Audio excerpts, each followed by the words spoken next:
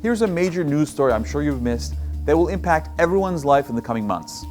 Last week, Speaker of the House Nancy Pelosi sparked debate about the 25th Amendment to the U.S. Constitution.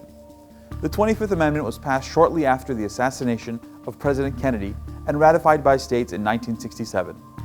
It provides for succession of both the presidency and vice presidency in instances of temporary and permanent incapacitation. The first 3 of 4 sections address an uncontested succession of the president or vice president, while Section 4 is a little different. Section 4 is invoked by a vice president who believes his or her president can no longer discharge the duties of the chief executive, even if the president believes he or she still can. The vice president need only convince a majority of the members of the president's cabinet, and he or she becomes president. But there's a second part. The vice president can also opt not to convince the members of the cabinet, but of such other body as Congress may by law provide.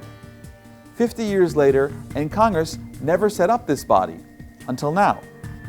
Pelosi's proposal includes an 8-member bipartisan panel of former politicians and an 8-member panel of medical professionals and a chair, making the 17-person committee the body that Congress designates.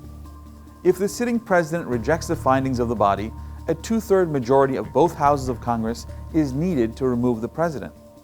She reiterated this wasn't about Donald Trump, but about the next president.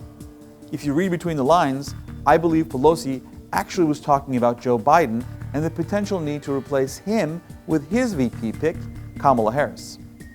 Biden would be by far the oldest president ever elected at 78, 8 years older than Trump was when he was elected, and would be 86 by the end of a second term, making him older on his first day in office than Ronald Reagan was on his last day in office.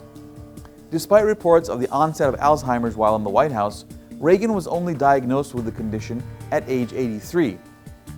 Should a potential President Biden experience a similar disability, Speaker of the House Pelosi has now set the foundation for his involuntary removal despite the objections of his own cabinet. I guess we'll have to wait and see if the proposed legislation was meant for Biden all along.